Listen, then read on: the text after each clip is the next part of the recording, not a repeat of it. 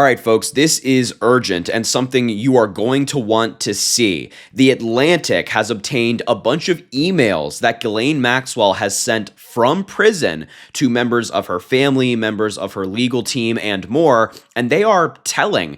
They kind of expose this cover-up that the Trump regime has engaged in regards to Maxwell, giving her preferential treatment at this low-level security camp, giving her a dog, allowing her to do yoga and job training and things like that, when she shouldn't have access to any of these things, just to keep her mouth shut. And these emails kind of expose that, and it was talked about on CNN last night. So I want to show you this report from Caitlin Collins, who spoke to the man who obtained these emails. But before we do any of that, make sure to subscribe down below, drop a like on the video, comment, let me know what you think about this story. And let's just start here with some breaking news from NBC. They write that the whistleblower who provided House Democrats with Ghislaine Maxwell documents is now speaking out. Two former federal employees at the federal prison Camp Bryan, where Ghislaine Maxwell is now, said they contacted Judiciary Committee staffers to voice their concerns about perceived misconduct and retaliation. They are the ones who really sounded the alarm on this preferential treatment that Ghislaine Maxwell is getting,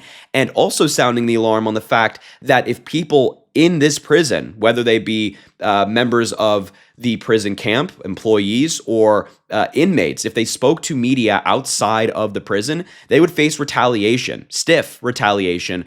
And it's just a top-down protection of Ghislaine Maxwell. They write, quote, a whistleblower who came forward to House Democrats alleging that Maxwell received preferential treatment at a federal prison camp says she was not motivated by politics. Instead, quote, this was about common human decency and doing what's right for all inmates. Noella Tornage, hopefully I'm pronouncing her name correctly, a nurse who worked at federal prison camp Bryan since 2019 until she was fired last week. She added that when even one inmate is wrongly retaliated against, quote, an influence gets another one protected, somebody had to say something. And I applaud that. I mean, in times of stiff retaliation from the Trump admin for stepping over them, for crossing them, for this woman to come forward and speak up about this is very noble. And genuinely, it takes a lot of courage to do that. So I thank Noella for talking about this, being open about this. Maxwell's time at FPC Bryan, an all-women's minimum security facility, has come under scrutiny since her transfer there in early August from a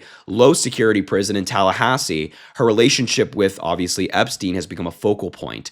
Turnage said she was not driven by public outrage surrounding Epstein and Maxwell or any other public figures, but acted because she, quote, felt failed by the institution when colleagues and others have spoken out about alleged leadership misconduct and retaliation. And there she is. She said the Federal Bureau of Prisons fired her on November 10th.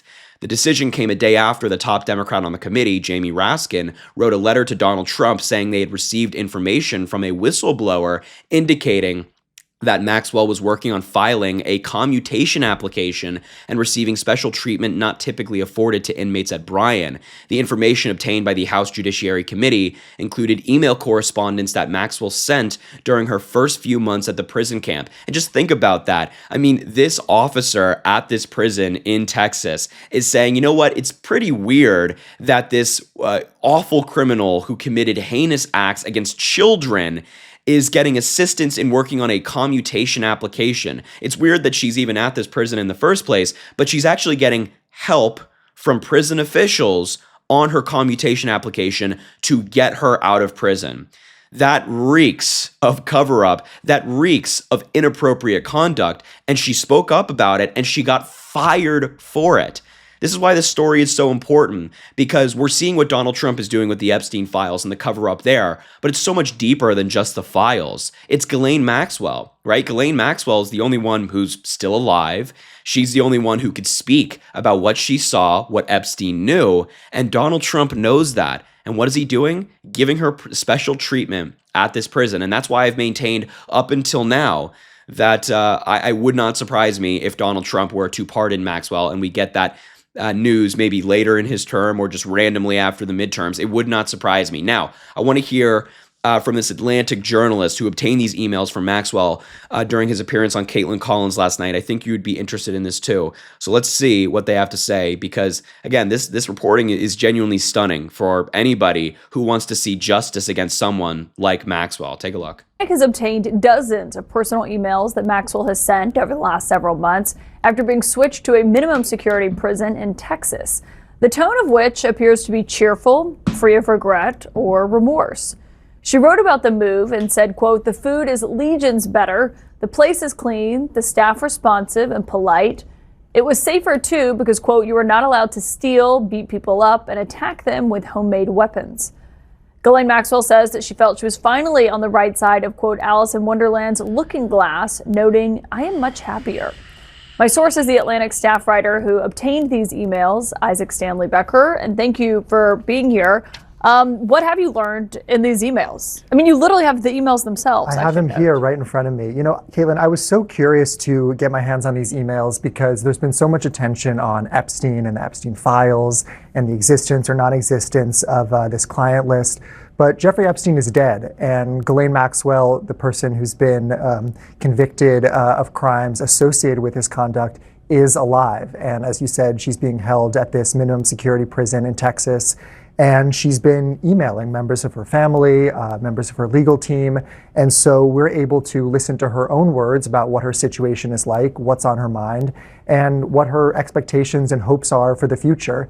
And as you said, I was somewhat surprised that the tone of these emails, you know, I was expecting some type of sadness, if not for the victims, you know, maybe for her own situation. This is someone who's had quite a fall from grace.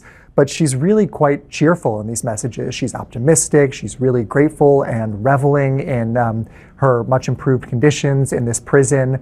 And so I found that rather remarkable. So when you go through the... I just want to briefly pause it there. We're going to start once again very soon. I just had to comment on what he just said, that in these emails, Ghislaine Maxwell appears cheerful, gleeful about her situation, her improved situation.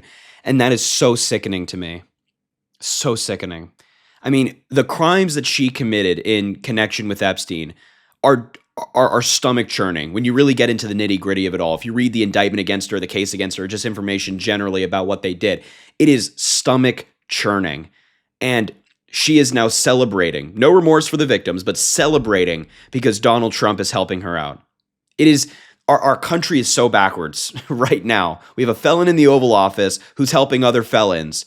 And justice appears to be absent. Just gross. Through the emails, I mean, she talks about the perks that she gets, basically. What stood out to you from what she was telling people about how different it is than the one she was in, most crucially, before she sat down and spoke to the Deputy Attorney General Todd Blanche? That's right, and that's an important part of the timeline. She really sings the praises of this facility, and you mentioned part of it, but she talks about how the food is much better. She said, "I haven't seen or heard the usual foul language or screaming accompanied by threats leveled at inmates by anyone. I haven't seen a single fight, drug deal, passed out person, or naked inmate."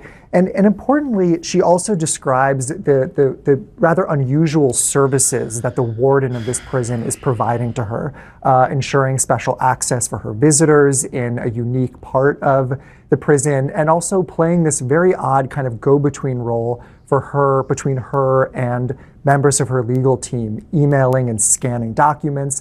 And I talked to defense attorneys in the area, seasoned defense attorneys, including some who've represented clients who've been held in this facility. And they said that this is just so outside of the norm, that there's about 650 women being held at this facility.